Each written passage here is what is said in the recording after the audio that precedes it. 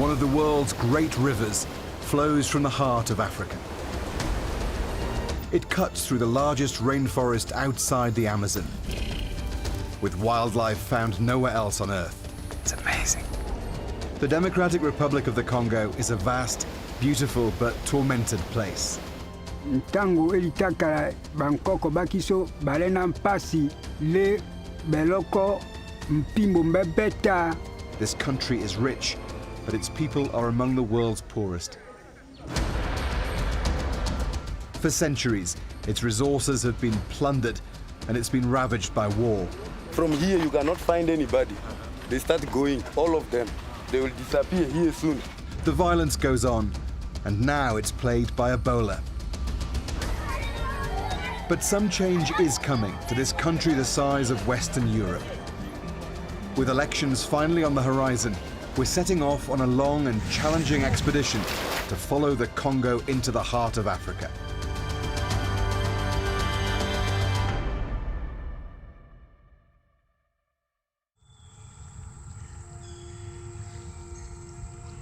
From the Atlantic Ocean to the heart of the continent, the Congo has always been a place of fear and mystery.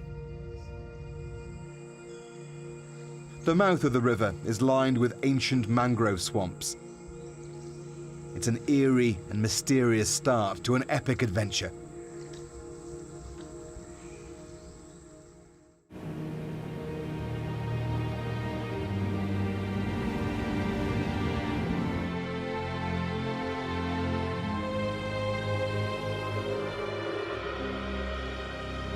Well, this is the point where the Congo River and the Atlantic Ocean meet. Next step is Brazil.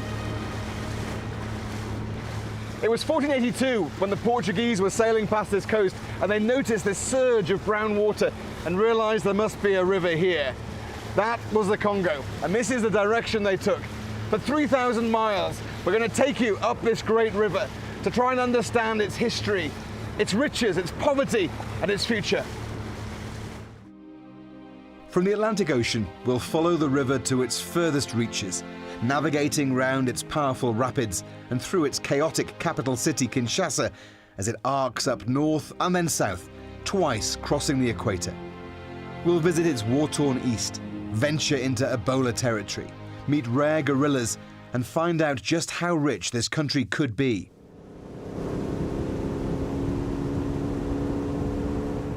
As they sailed up this first stretch of river, the Portuguese must have dreamed of the great riches that lay ahead.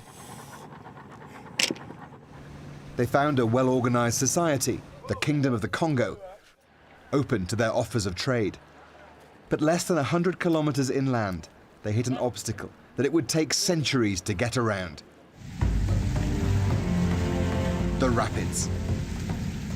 A series of steep cataracts make this stretch of the Congo impassable by boat. And so this port, Boma, became a European center of trade. Guns and goods came in, ivory and slaves went out. These odd monuments in the town reflect that past.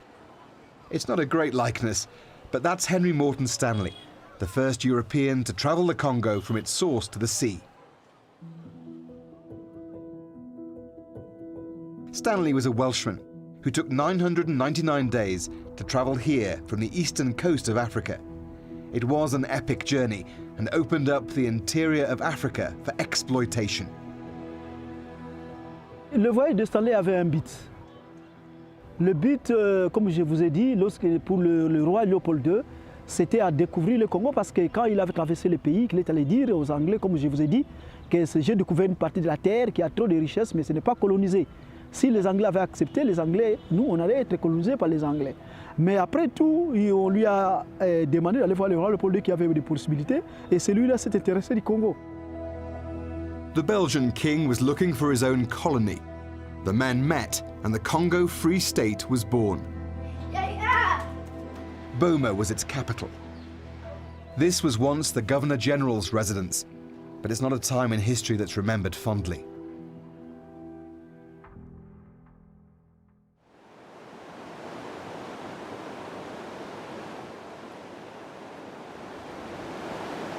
The powerful rapids that had been the obstacle for so long remain impassable today. But they've also provided great opportunity for hydroelectric power. There are few places on the planet where rivers run as fast and as hard as the Congo does here as it approaches the sea. A hydroelectric power station built here could provide electricity for the whole of Africa. It would produce twice as much power as any other hydro plant on Earth. That is how rich the Congo could be if the resources were put to good use. They built 2 small power stations decades ago here at Inga, but there's always been a much more ambitious plan for a grand Inga dam to be built across this whole valley. A deal has recently been signed to make that happen. Ce projet va permettre l'essor économique de toute l'Afrique. Parce que pour le moment, ce que l'Afrique a besoin, une source qui est sûre, une source qui est fiable. Parce que l'énergie hydroélectrique, c'est une énergie propre et renouvelable. Et nous l'avons sur le site d'Inga en permanence et en quantité. But promises have been made before, and nothing has happened. The story of the Congo is often the story of lost or squandered opportunity.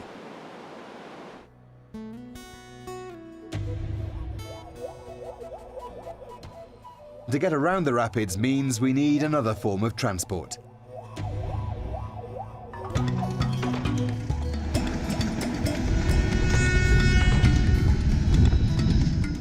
The railway was built under the orders of Henry Morton Stanley in the 1890s to replace a long and arduous trek.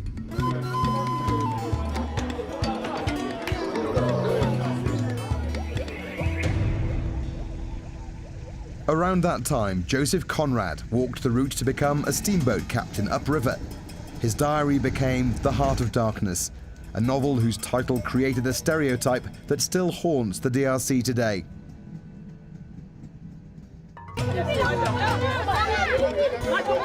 The trains only run once a week after being derelict for years.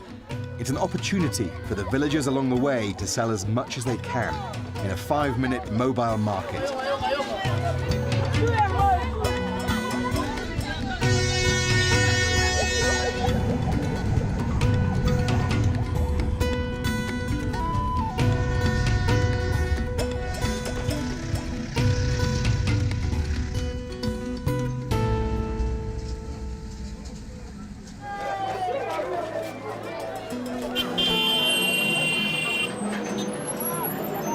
Kinshasa, the Democratic Republic of the Congo's crazy, chaotic capital. Joseph Kabila has been president since 2001, but 2 years after delayed elections, he's standing down. Kinshasa is one of Africa's biggest and fastest growing cities. It's big and brash and bossy.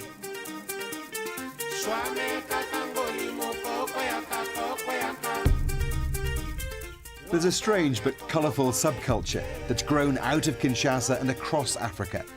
The sapeurs, who put their confidence on display. Comme on a eu Micho la princesse, naza sapeur nazala ana Congo, un défilé à léopard de la SAP. Princess is getting ready for a night out. The French acronym SAP, SAPE, stands for the Society of Ambience Makers and Elegant People, and she certainly fits the bill. Vous comprenez? Naza mamu tema be mambo ilamba pone ilamba donc na ko tambula nanga na vai nanga bonaza na bino normal.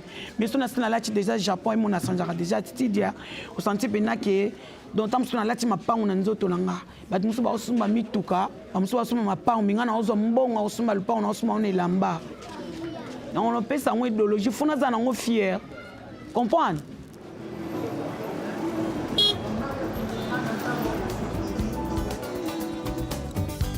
SAP goes back to the 1920s, but it was the 60s, after independence, when it came into its own.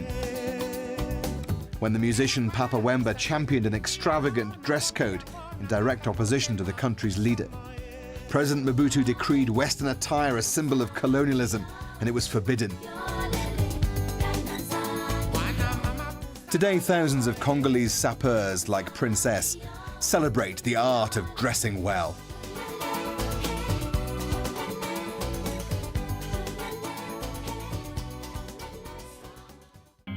From here in Kinshasa, the rapids end and boats can travel the river again. And so begins our long arc up to the equator and to Bandaka to explore life on the river at the first major port.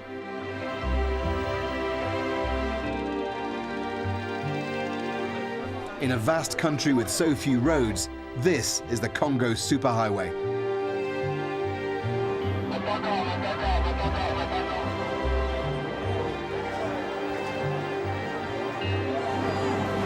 Well, this is how people get around a country the size of Western Europe with very little infrastructure connecting it. When there's a huge river, they go by barge. These go all the way from Kinshasa right through to Kisangani, hundreds of miles with many, many stops along the way.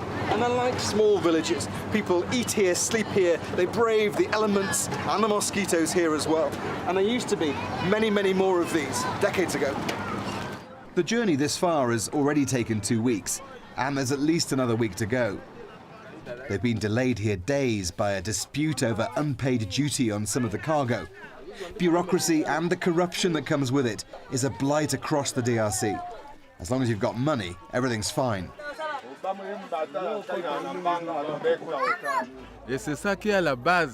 This man's a big fan of traveling by barge.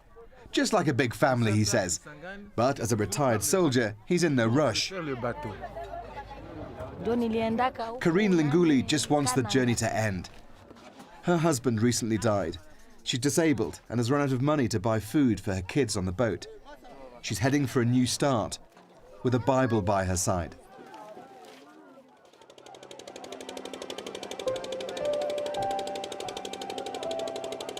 During the Belgian colonial times, this river really was a highway. Among the traffic were luxury steamboats. The remains now lie rusting along the banks. The workshop's quiet. In many ways, the Congo has gone back in time.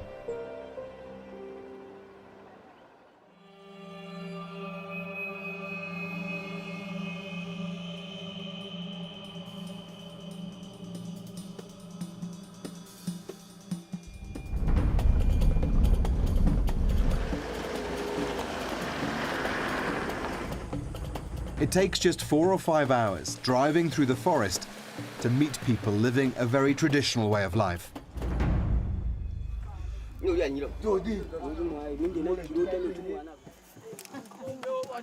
This is Boyanga village.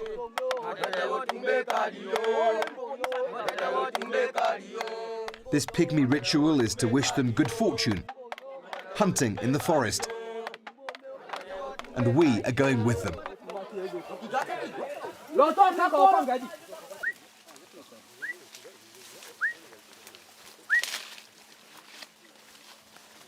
They're looking for wildlife and useful plants along the way. They block animal holes and use smoke to force them out.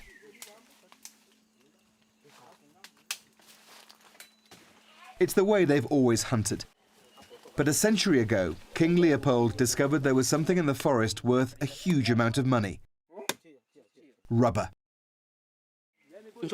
This white sap from the wild rubber vines could be collected and made into tires for bicycles and then cars. But before rubber plantations industrialized the process, this was the only source, deep in the forest. And so the pygmies were made to collect it. Ntango elitaka bankoko bakiso balena mpasi le beloko mpimbo mbebeta nkakanga donc mbloka nkomo epenya bon tofo le zéro tofo sale un peu rien to yala nko impimpita bekpa bi tofo ate bekpa yen ko bimpita déjà il y a le penya nkomo jamais. Le couteau caille, donc au coup si tu allais prison, mais quand même du au volé, donc aucun n'a pas au coup seconde au coup soit même l'anjo. The feared whip was called a chikot and made from dried hippo hide. But an even more brutal punishment was common. Some of those who didn't collect enough rubber had their hands cut off. Up to 10 million people died under the regime of King Leopold II. And early photographs of atrocities led to the world's first international human rights campaign. It hastened the end of King Leopold's rule, but his personal colony, which had made him rich, was handed over to Belgium in 1908, only for exploitation and brutality to continue. It was the Belgian Congo until 1960, even though there was little free about it for the Congolese. With independence came retribution and a great white flight from the country. Many Belgians left. The Congolese were handed a place rich with natural resources, but without the knowledge and training to use them. Such was the colonial style that few people were qualified doctors, academics, or tested leaders. The country was cast adrift.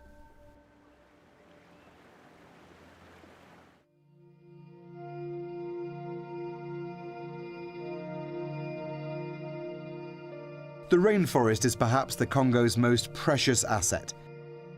The largest outside the Amazon and a valuable sink for the carbon dioxide that's warming our planet. But demand for charcoal means it's going up in smoke.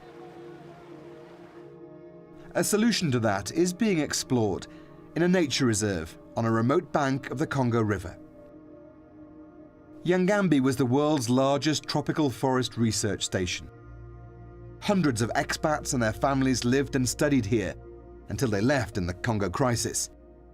At that point, everything ground to a halt.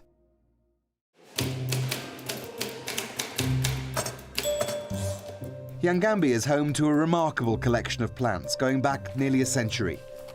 The Congolese workers stayed on without pay and protected the precious archives. Today, they're being restored. On coupe une portion de l'arbre au niveau de la forêt et on l'amène d'abord au niveau du chauffage.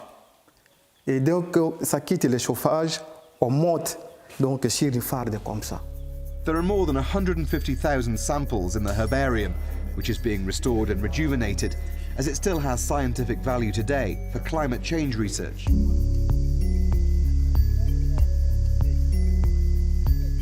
They're planting fast-growing trees to be turned into charcoal instead of the rainforest.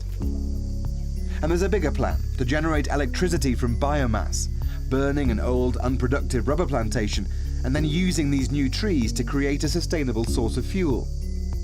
It's the usual balance between conservation and economic growth, and it's a battle being fought along the length of the Congo.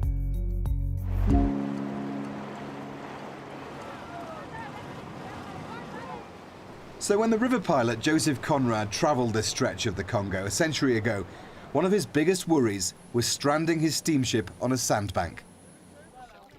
Ah, the lessons of history. We get the chance to stand in the middle of the Congo River. We got stuck.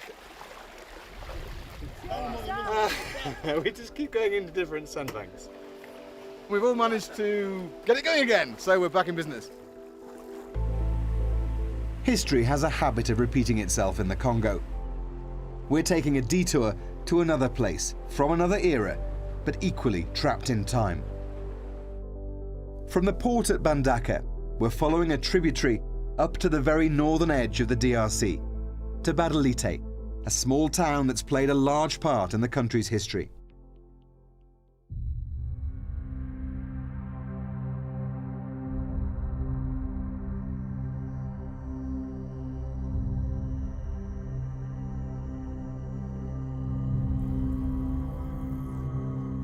This strangely haunting place was the home of the man who ruled the Congo for more than 30 years. A dictator who renamed the country Zaire, President Mobutu Sese Seko. Welcome to what's left of his jungle palace. In its day, this was the height of opulence. It's painful for me to come here. How the people destroy this palace in shock to me. Chief Asambia Kopwata Fifi is one of his daughters. Was it like? Very, very beautiful. At the entrance, in your left, on the road, there were one Picasso's painting. The main rituals.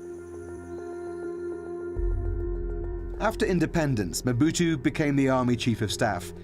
He arrested Patrice Lumumba, the country's first prime minister, who had turned to the Soviet Union after being shunned by the West. With the Cold War backing of Belgium and the CIA, Mobutu handed Lumumba to the rebels to be killed. His body was cut up and dissolved in acid. He is normally reclusive and camera-shy. It builds his mystique. The scale and pomp of this highly visible ceremony are designed to bolster his fast diminishing authority. It is also an unwitting acknowledgement that he knows he's in trouble.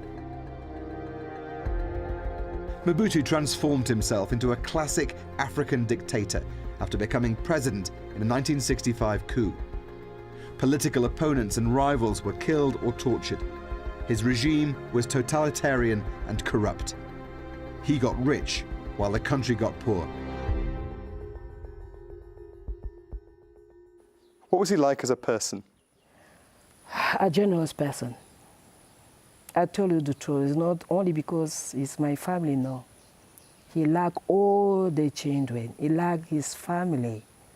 He's been alleged to have been a terrible president, brutal. Oh, brutal? I don't think so. If you are brutal, you have to start it with your family. He never bites one of China, no, never. But it all came crashing down in 1997. An invasion and a coup forced Mobutu out, and he died in exile. It's when the looting here began, and when time stopped in Badalite.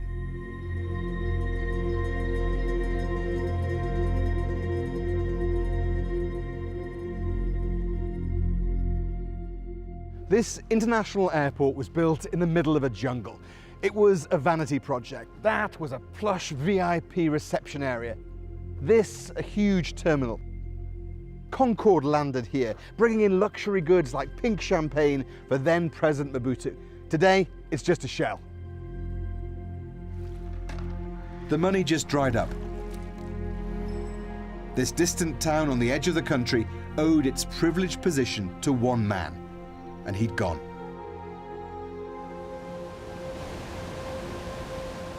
A while ago, the town's hydroelectric power station broke down. It takes 3 months for generator fuel to come upriver from Kinshasa, and then another 10 days or so for a tanker to negotiate a flood-damaged dirt road. The lights are off in Badalite. But we have to get back onto the river and head upstream, past Yangambi and on to Kisangani, the end of the line for river traffic, where rapids block the way, but once again provide an opportunity.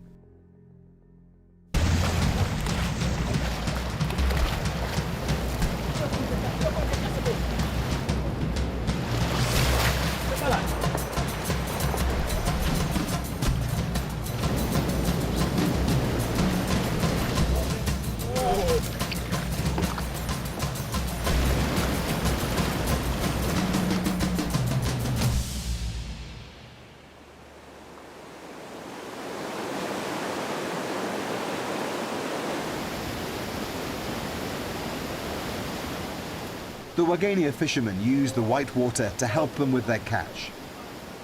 From an early age, they learn how to use the deadly currents to check their nets, secure their ropes, and survive the raging rapids.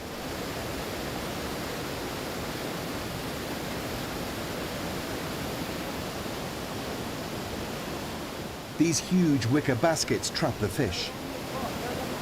So when the water's really high, there are hundreds of these guys out here with hundreds of these nets, and they're pulling in huge fish. The water's not as high at the moment. You can see how dangerous it is today. Imagine when this is in full flood. It's crazy. They're brought up from little kids to do this, and they do it very skillfully.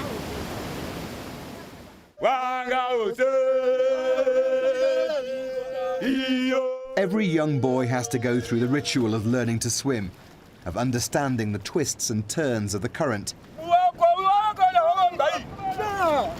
It's his first plunge into a tough life on the river. It was touch and go, but eventually he made it to safety.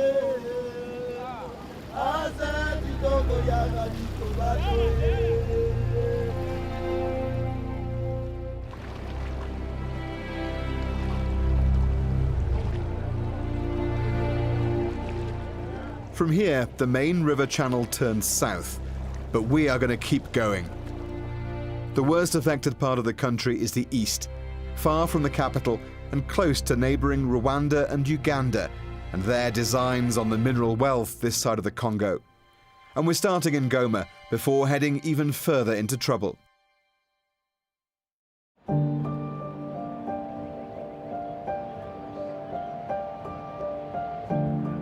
This city is home to a towering active volcano. This region is the epicenter of wars which have raged for the past 2 decades. Millions of people died in the fighting and in the humanitarian crisis that followed. Scores of armed groups are still active in this region today. You have these local conflicts that often displace hundreds of thousands of people, and there's an active Ebola outbreak. Welcome to the Eastern Congo, and this is where things are going to start getting dicey. The violence here started after the genocide in Rwanda in 1994, as Rwandan troops followed the killers over the border. Rebels backed by the neighbours marched on the east and kept going. By May 1997, Mobutu was out, and mob justice was turned on his enforcers. His successor was the rebel leader Laurent Kabila, the warlord turned statesman. Je jure fidélité à la nation. But just a year later, rebel soldiers supported by Rwanda and Uganda launched a rebellion against Kabila. Swift regional diplomacy and the offer of mining rights brought him Zimbabwean, Angolan and Namibian support to drive out the Rwandan-backed forces. It turned one country's crisis into a regional war. Over the years, millions died. Millions more were forced from burned homes. Despite a peace deal, militants splintered and spread. After his father's assassination in 2001, Joseph Kabila took over as president. The violence continues today.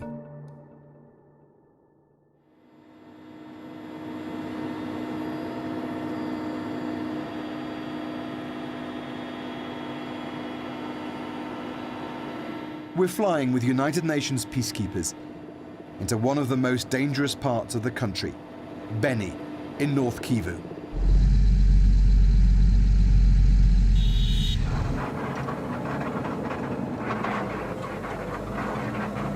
You're on patrol with us, with the United Nations forces here, going out into quite a dangerous area. There's Ebola nearby, and also there is a very strong militant group here that in the last few days has killed probably dozens of civilians. The group is called the ADF. They're a group that have been around 20 years, and they're living in the forests. There's huge impenetrable forests just to the east of this area. They act in there, they do hit and run attacks, they kill civilians, they target UN vehicles like this one, and they target the local Democratic Republic of Congo forces as well. So we're going to a village, and then we're going to get out, walk around, see what happens. They just want to show that they're here.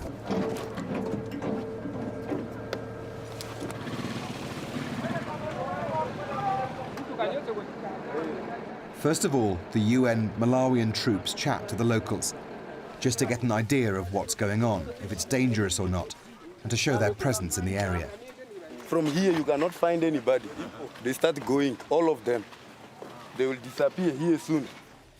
So we're just meeting one of the community leaders here, but the translators just said that basically there's nobody from here on in further up to this side because of the militants that are in the area.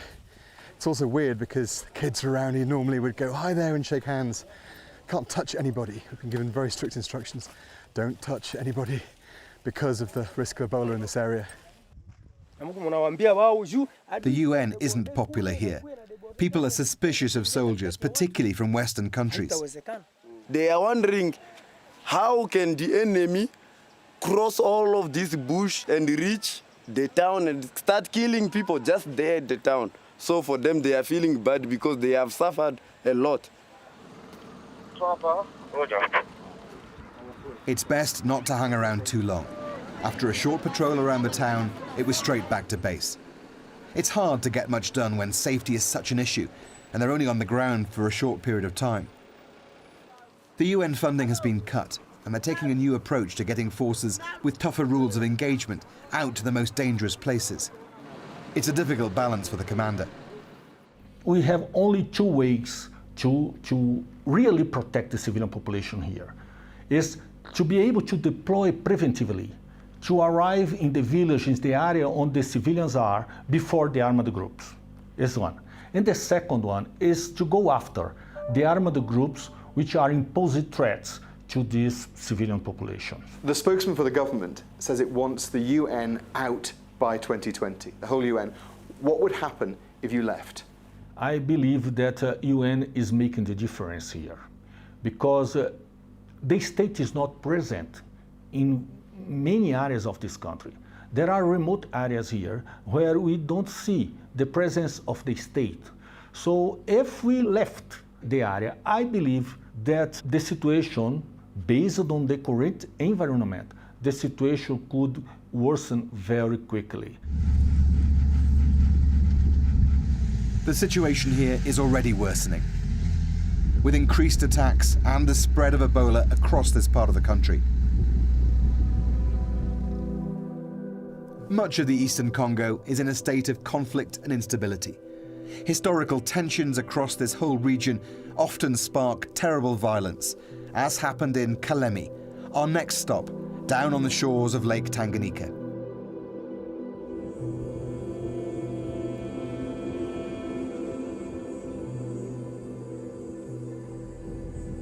When situations worsen in the DRC, this is what happens. People get forced from their homes into camps.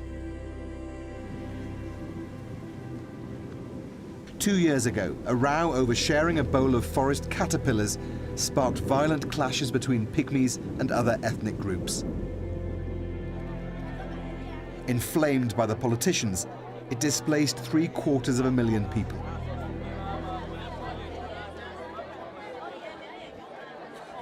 Ngande lubetwa yauna. Ngande lubetwa yauna. Mangaza moke. Mangaza moke. They're queuing up to make sure they're on the list for cash payments due to be given by the UN the following week. Aid workers check names to make sure they don't get too little or too much of what they're entitled to. Olombwe sikuzani. There are still many of these camps scattered across the town after the ethnic-based violence erupted into a brutal tit-for-tat of attacks. It's still too dangerous for most to go home, and terrible things were done by both sides. We met Estelle. One morning, the war came to her village without warning. Si tulikimbia vita Bambote. Tulikuwa naikala paka mgini yetu tuko na lima. Joba vita Bambote na kuwe katutokelelea pale. She was abused by them. They killed a woman and 3 men in front of her. Bakana sikule vile baka tutesa bisiki balipenda. Si bana mke bawili tulilalwa. Au takatala. Unaona kitumba kya mwenjako hivi bana kata singo bana tupa. Tuko naangalia si tukachunga kietu kifu. Ule kumulima kwa balipandaka na sie. Ndio kuwa bibi yabo. Nasikia. Aparti nitendwa tule kitendo tumbe na nilumaka ya hajabu. Huku hivi sipendaki hata kukutana na mwanaume. It took Estelle 2 months to walk 200 kilometers to escape the fighting.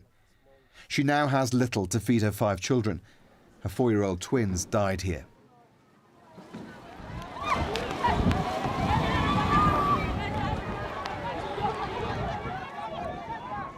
These hillsides are dry and exposed. The wind can whip up a small fire in no time, and there's little water to spare.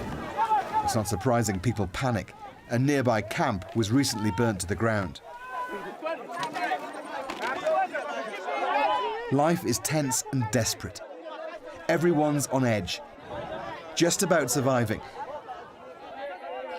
But the slightest thing can spark a fight.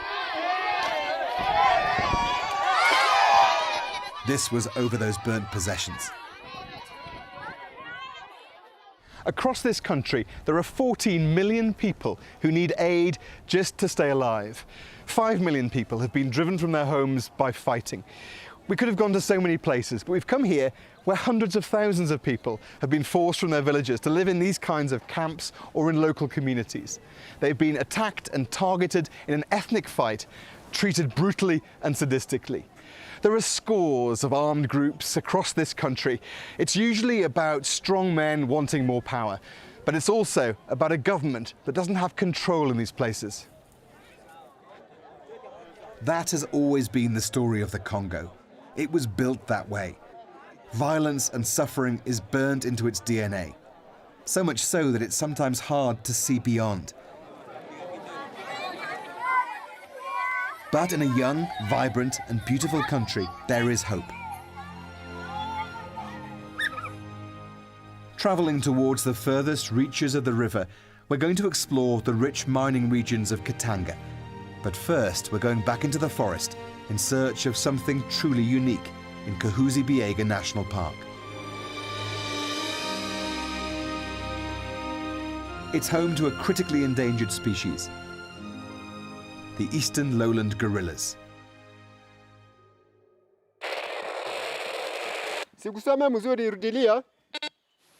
There are many gorilla families scattered through this forest, but 4 have been habituated. They're not afraid of humans and don't attack. They are who we're looking for.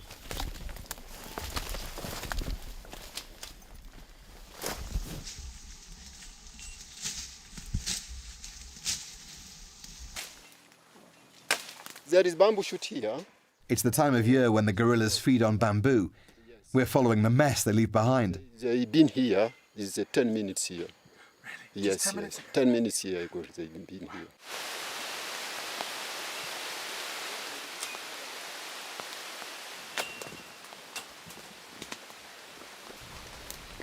Well, we spend probably a couple of hours now in the jungle, cutting through, following places where they've been eating the bamboo shoots. We think we're getting close. A couple of times we've heard them, but the guys are still trying to pick up the trail now.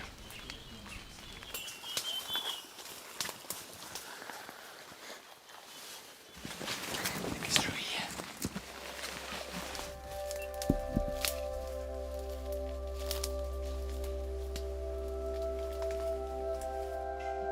After 3 hours, we got our first glimpse just a few meters ahead.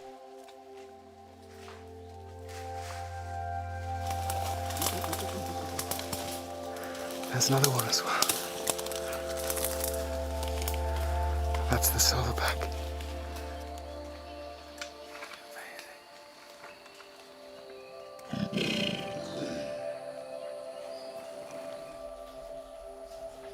The young ones caught us by surprise, coming so close.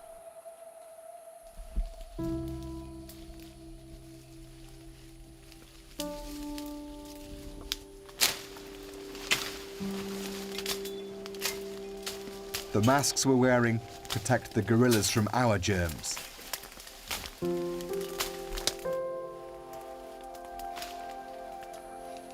It's amazing. There are probably fewer than 5,000 eastern lowland gorillas left in a fraction of the land they used to inhabit.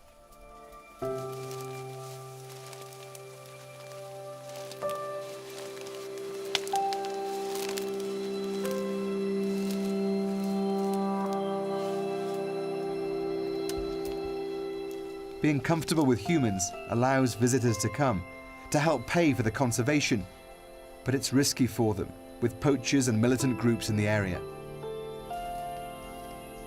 The first danger for gorilla is just the man. But in the jungle, is no dangerous in the jungle because they're feeding leaves, they're feeding fruit, they're feeding bamboo. Not dangerous for our gorilla here in Kahuzi-Biega National Park. And after the war in here in Congo, those gorilla family, the number is increasing for our gorilla, and it's very important. It's a truly magical and unique experience. But again, there's that struggle between preserving nature and using the country's resources for economic growth when people are so poor.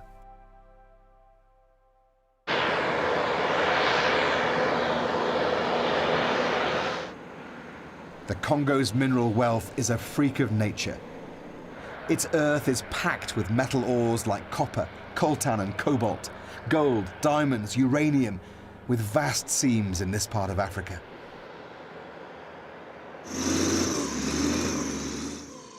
The colonizers extracted and exploited. Many bullets fired in the First World War came from Congolese metal, and the uranium for the bombs that ended the Second came from here. Copper was the key commodity, but what was once thrown away as a byproduct of that process has become its most valuable asset, cobalt. Cobalt was worth nothing until it became a key ingredient in electric car batteries. 60% of the world's supply is found in this part of the Congo. Once the ore has been broken up, it's a chemical refining process. Sulfuric acid in these huge vats leaches out different metals. It burns your nose and throat. Electrolysis transforms the liquid into sheets of copper, as the cobalt heads elsewhere to be dried and packed. So this is the final product. This is 35% cobalt. It will be refined further, but this is what they export from here. You can see the green color. This is basically what goes into your electric car battery. Stops it from catching fire. This has doubled in price in the last couple of years. That's how much in demand it is. Wealth like this should transform a country, but the exploitation continues by big businesses and for personal gain. We have a lot of resources, and these resources have been our malediction. But at the same moment, these resources, if we can really manage them very well and stop people to be there just to loot without transforming, at least partially here, we can make it. Is it corruption that's eaten away at the wealth of this country? Yes, corruption is one of challenges among which we have to deal with. And the corruption also is a bad habit we have inherited when we got independence. The bad habits have to be fought, and it is one of our main program. We can't say that we have won, but still we are trying really to finish it, because we can't maintain being a very rich country with a very poor people. This can't be accepted at all. As the country votes in long-delayed elections, the hope for change and an end to corruption are on the ballot. But there's fear the process won't be free or fair. Controversial electronic voting machines are being used, and some opposition leaders have been barred from standing.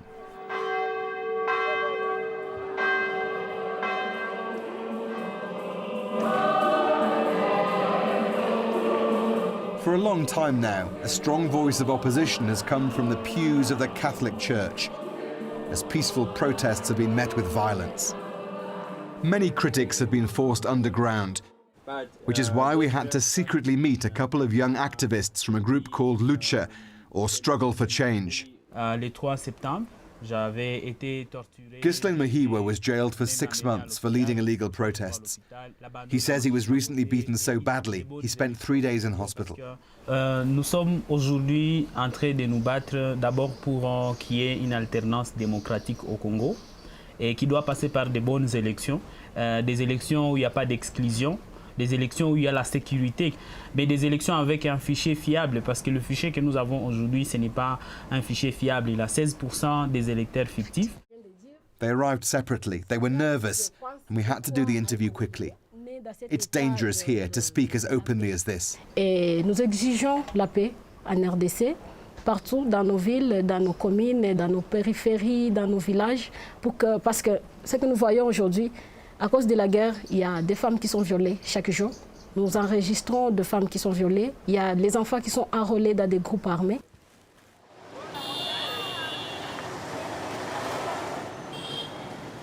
With Joseph Kabila not taking part, there is going to be a change in leadership. The majority hope it will be for the better, that the huge potential of the Congo will finally be realized.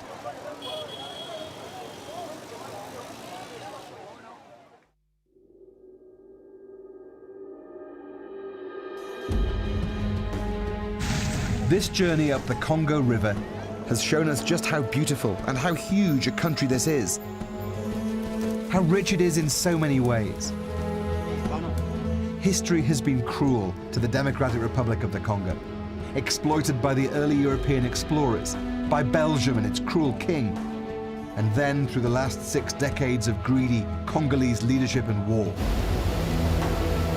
But its river could power Africa. Its minerals could lift the nation from poverty.